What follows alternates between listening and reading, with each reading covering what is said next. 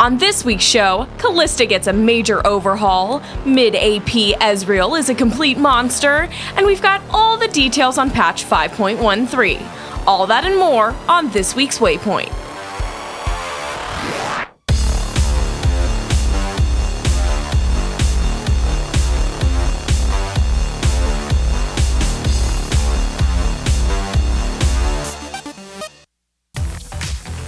What's up, guys, and welcome to Waypoint, your weekly League of Legends recap.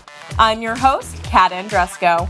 By the time you're watching this, patch 5.13 should have hit live servers, and if you're a Kalista player, you might not be in the best of moods. First up, her base attack damage and attack damage growth have been bumped up slightly. However, her passive now states that Kalista's auto attacks deal only 90% of her total attack damage. Ouch. That base stat boost should help you avoid missing minions in the early game, but as the game progresses, you are definitely going to notice that damage loss. It gets worse for Kalista fans, though. You can no longer cast Q mid-dash, which I'm pretty bummed about because it really felt fun to play. However, Riot is buffing her E, Rend. The jury is still out on this one, but it looks like Rend is going to hit harder at every rank but rank 5. The Kalista mains I've seen talking about these changes on the web would much rather see Riot nerf the passive on her W. It gives Kalista percentage max health magic damage when she and her bound ally attack the same target. Obviously, very strong, but not at all that fun or interactive, so we'll just have to wait and see.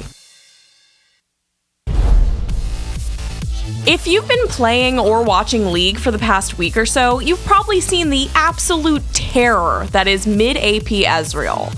You take Smite, you get Runeglaive, you get Ludens, and you do an insane amount of damage. All the while being extremely mobile and staying at range with a global ultimate. It seriously isn't even funny.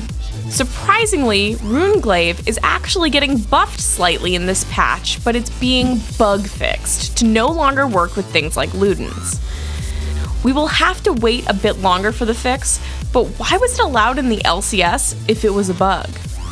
Good question.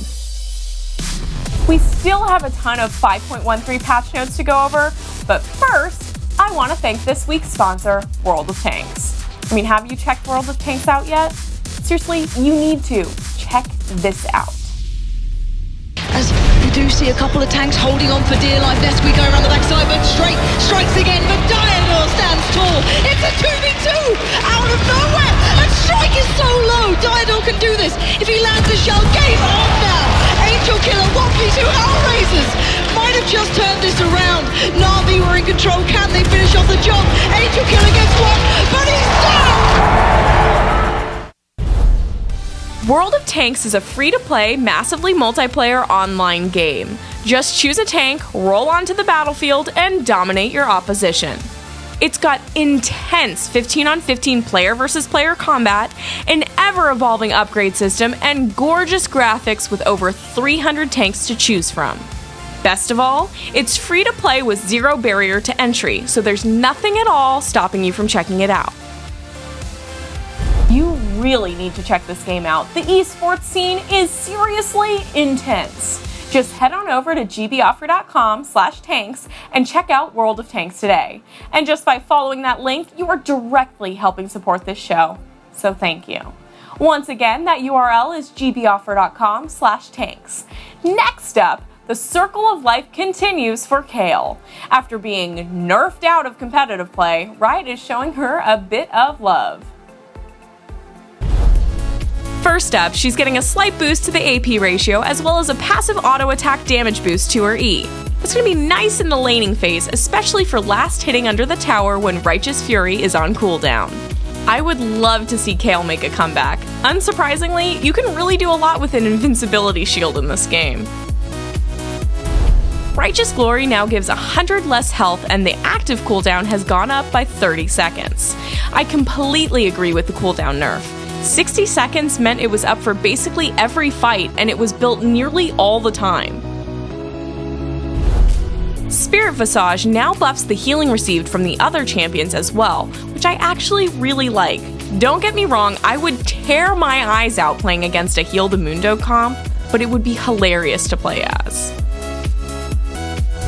Moving on, Riot has done an insane amount of number tweaks on nearly all of our AP items. They've decided to shift stats and gold costs around across the board. We are seriously going to have to relearn Mage itemization. The hope is that these changes will open up more interesting and varied build paths in the mid lane, changing with what you need in a game-by-game basis. Finally, the new champion, Tam Kench, will be making his appearance in this patch, but as usual, he won't be available right away. It looks like Riot will be continuing their hot streak on champion releases because we've got yet another unique mechanic. You want to eat enemy champions and carry them around in your belly? Well, now you can. What a time to be alive. If you want to stay alive, I would avoid tower diving this guy. I've got a funny feeling it would end badly. That does it for this week's episode of Waypoint. For more video game news and content, head on over to GameBreaker.tv. Be sure to check back every week for the latest League of Legends news. If you enjoyed this video, please like and make sure to share it with your friends. And if you want more League of Legends content recaps and updates, be sure to subscribe to our YouTube channel, LolNationTV. I'm Kat Andrusco. You can follow me on Twitter @KatAndrusco. Thank you guys so much for watching, and I'll see you at the next Waypoint.